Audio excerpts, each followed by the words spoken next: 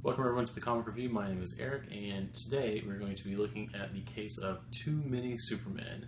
That's right, we're going to start our Week 2 coverage of DC Rebirth by going over and reviewing Action Comics number 957. So any of you who have been reading DC Comics and but possibly may have skipped the Superman Rebirth number 1 special, and then going into this week here, you might be wondering, where have the last 900 and so issues of Action Comics gone? Because the last issue we read was Action Comics number 52. Well, that's because as of today's issue of Action Comics, DC decided to go back and renumber Action Comics back to the numbering it would have had the new 52 not reset the numbering. The original Action Comics ended on issue 904, 905, something like that, and then the new 52 started with the new Action Comics number 1. So then this week we got 957, so they basically just took the old numbering and added 52 to it. So today would have been Action Comics number 53, but instead it's 957. I, for one, like the fact that Action Comics is back to its original numbering. I'm a little old school with my comic numbering. I like the higher numbers. I don't like particularly, I'm not pointing out a certain publisher, Marvel, but I really don't care as much for the constant number ones and the constant new volumes of books, especially because it's not like, not like books that where they end and then like 3 years later they republish a new number 1. That I can understand, coming up with a new volume because sales were bad on an old book. Cancel it, brought it back later on, but I don't like the whole, let's go ahead and end the book in, let's say, June, and then, in July we're going to have a new number 1. That I don't like. So I like the fact that Action Comics is now going back to its original numbering. So enough of the whole thinking about numbering from yesteryear. Let's go ahead and find out what actually is going on in this issue right now. So let's go ahead and take a look at Action Comics number 957. So the story basically opens up with the Metropolis' special crimes unit outside of a hostage situation. They're outside of a building called Geneticron. Jimmy Olsen's covering the photo, covering the news at the site of the hostage situation. We also have Maggie Sawyer, who at one point I believe was the commissioner after Jason Bard in Gotham City, and she had been associated with the Batman characters recently, but she did, I believe, start out as a Superman character. So she is actually back now as captain in the Metropolis Police Department. So again, DC getting back to the roots with things. That's it's one of the things they're kind of bringing back, I guess, is even bringing supporting characters back into the fold, where with the characters they originally were associated with. So there are 4 gunmen in the lobby holding people hostage, but from the dialogue it doesn't seem like they actually know why they're even holding these people hostage. They're just kind of waiting for things to happen. Power goes out in the building. They are then attacked by essentially Super Luthor. It's Lex Luthor in his new Superman-styled battle armor that I believe he got at the end of Justice League number 50. He's now wearing the red and blue of Superman, wearing the Superman symbol. He may or may not have New 52 Superman's cape, the indestructible Kryptonian cape that he had.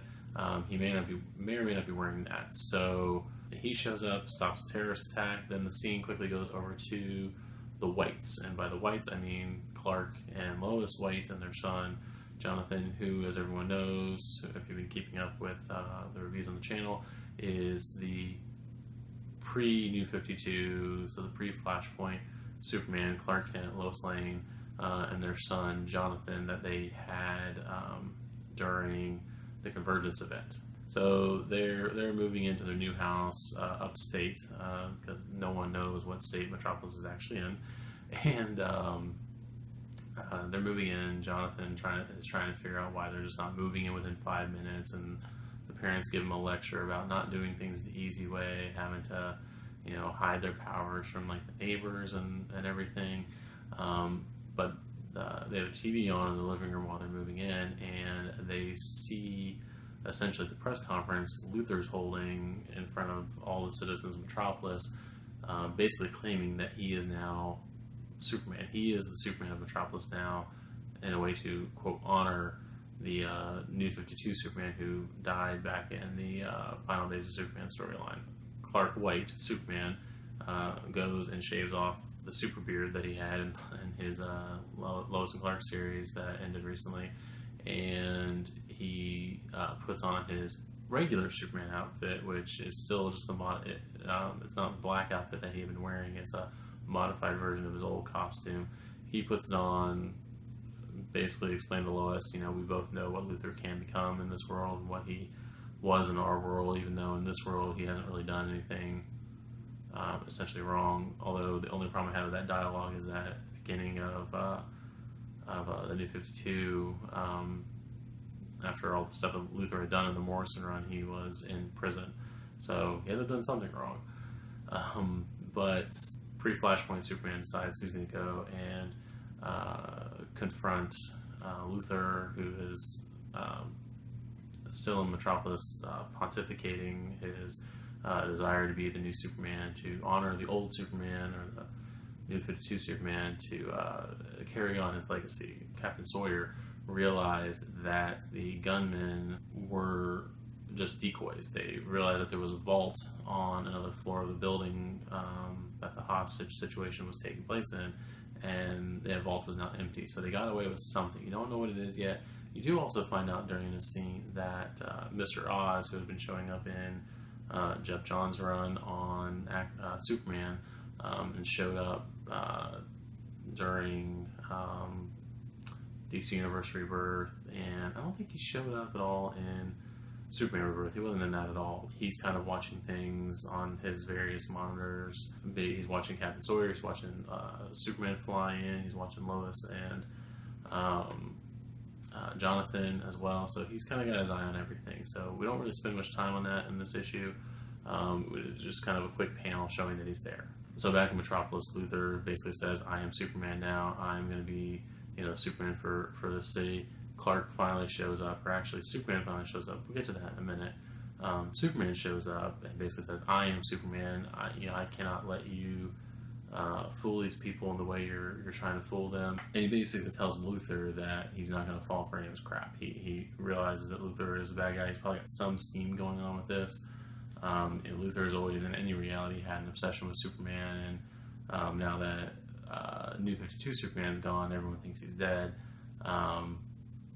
Luthor is seeing this, basically Pre-Flashpoint Superman is seeing this as Luthor trying to take advantage of the situation. The scene then quickly cuts over to the Daily Planet. Perry is trying to get a reporter out to this scene with Luthor and Superman, and he hears a voice saying, I'm on it with Perry.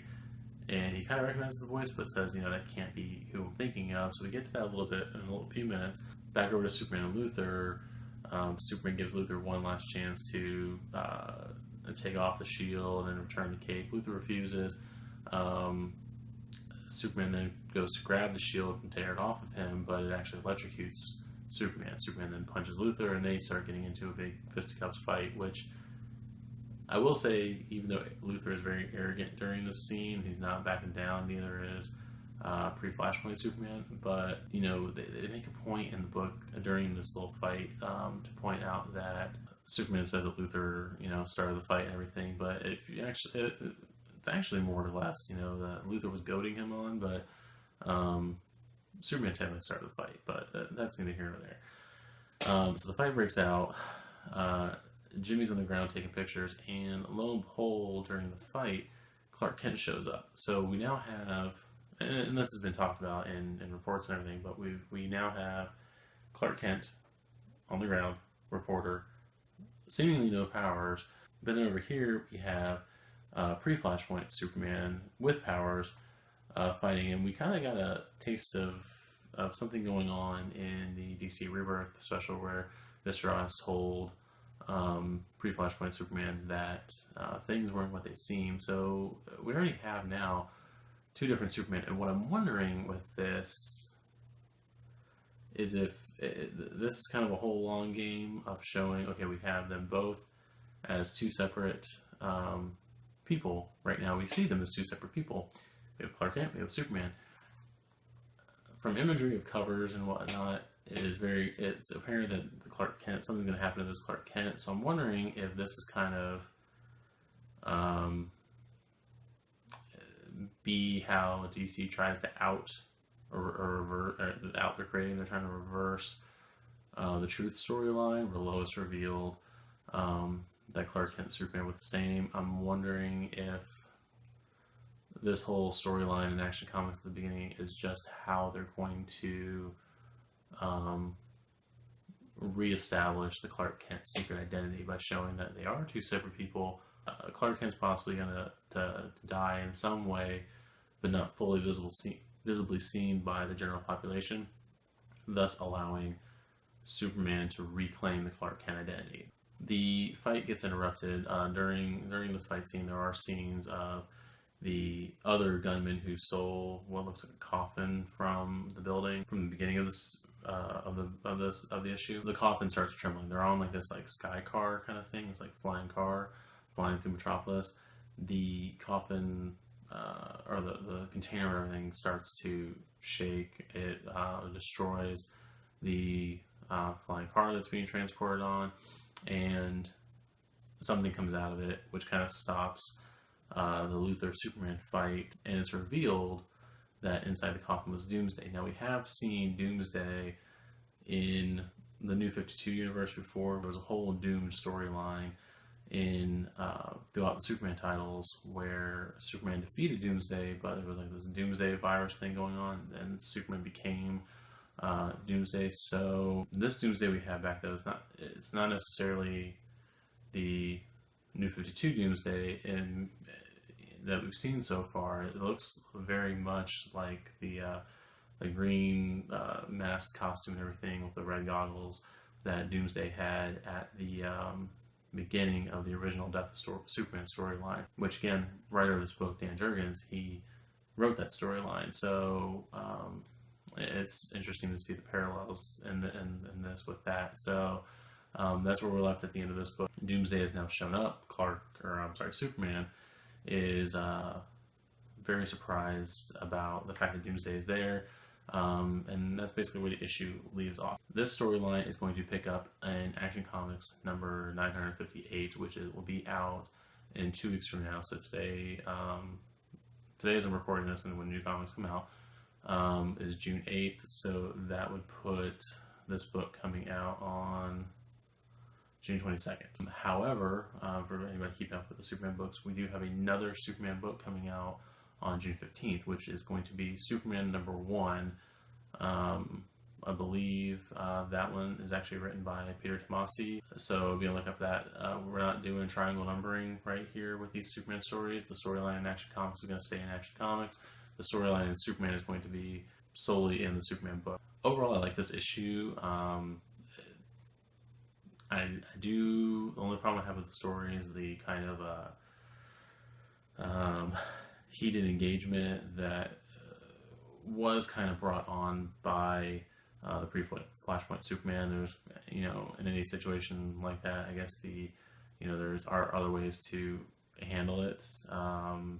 Possibly not to have engaged Luthor in the middle of him announcing himself to the general population of Metropolis, but it wouldn't have given us the conflict that we needed. And Luthor may not have been as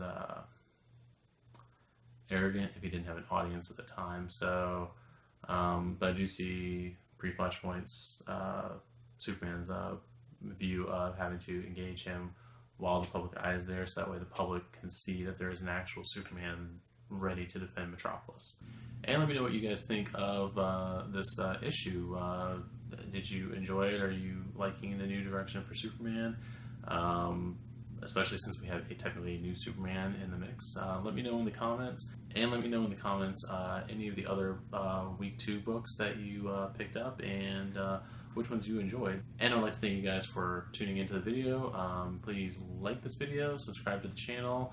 I also have my social media links down in the description, so if you want to follow me on Twitter, like me on Facebook, that would be very much appreciated. And I will see you guys in the next video. Later.